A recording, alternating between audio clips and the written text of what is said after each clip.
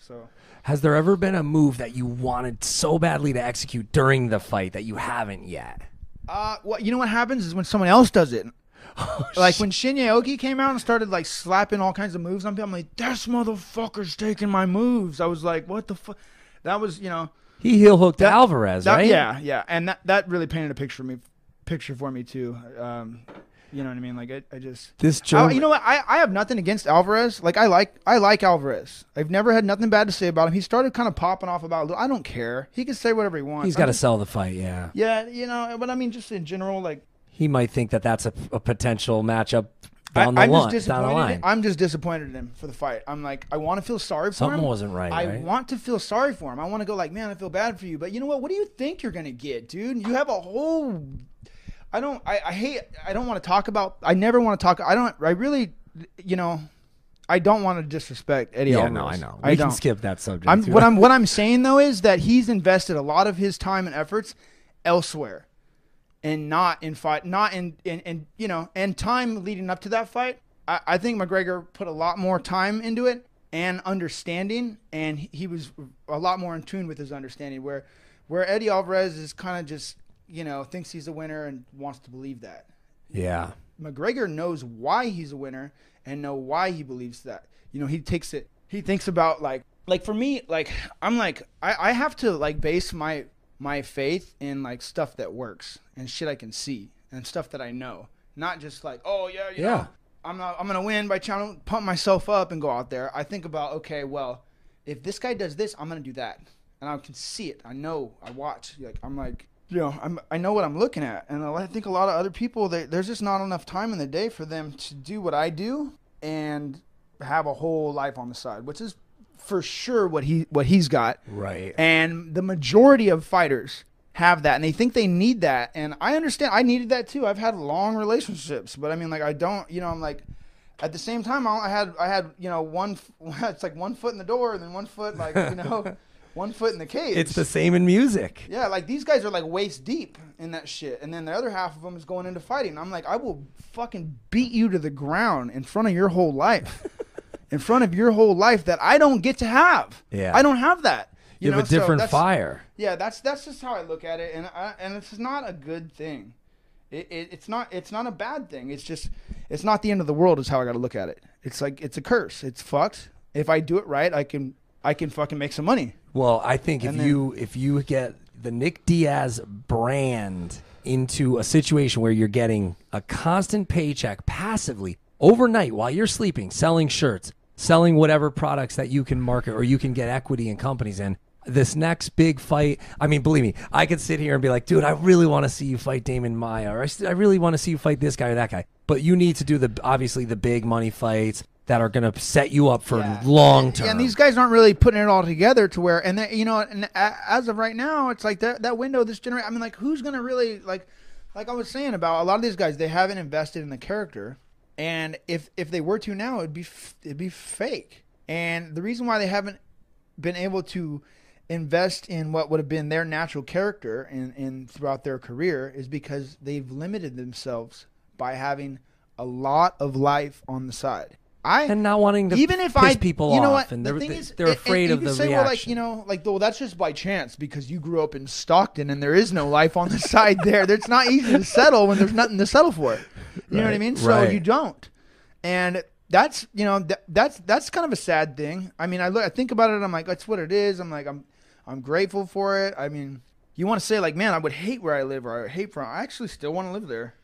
I mean, same here, man. I haven't been home this whole year. I've gotten all kinds of shit done. I made a whole shit ton of money outside of fighting. But I mean, I want to go home. I would like to go home. I would like to go home, teach class, train, get out on a swim, go on a ride.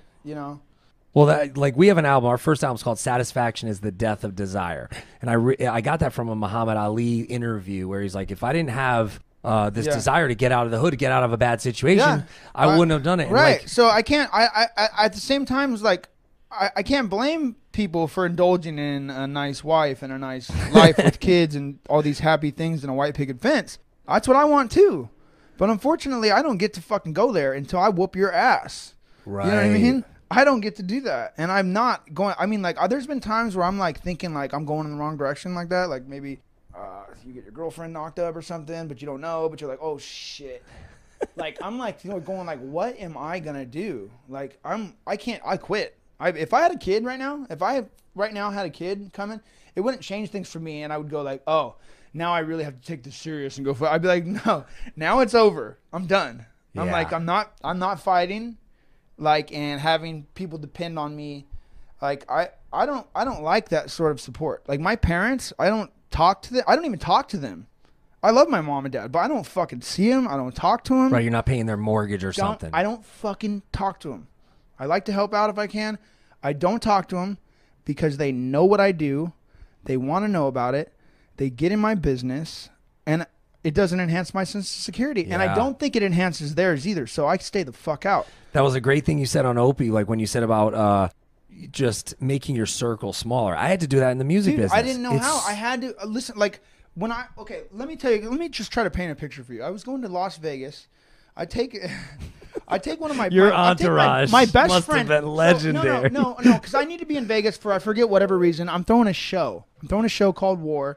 This lawyer. Oh yeah, you promoted this lawyer, Jonathan Tweedale's talking me into throwing a show. We should throw a show. I'm like, okay, is this gonna make money? I still don't know what kind of money I made or lost on that thing, but like, you know, I'm trying to get this guy to paint a picture for me. We're throwing a show. I'm using my triathlon coach, Damian Gonzalez, to help throw it. And then we go to Vegas, right? I've got my friend I just started drinking. I didn't drink my whole 20s. Did not have one fucking drink. Wow. Yeah, it didn't sit right with me when I was back. Like, you know, when I started training, I like go out and try to have some drinks. It'd always kill my game, or I ended up sick after 2 drinks, and I wouldn't get drunk. It just didn't sit right with me. So I was, you know, I don't have time to fool around with this. I just knocked it off, and I didn't have any temptation to want to drink. I was like, drinking's bad for you. It makes me feel like shit. Yeah. I have to train tomorrow.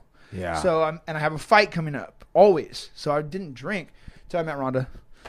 Ronda Rousey came to my house and she was like, motherfucker, you need to loosen up. Right. She was like, she put a bottle of tequila in front of me, boom, slid it over on the table. She's like, time for you to have a shot. I'm like, oh, all right, I'll get drunk with you.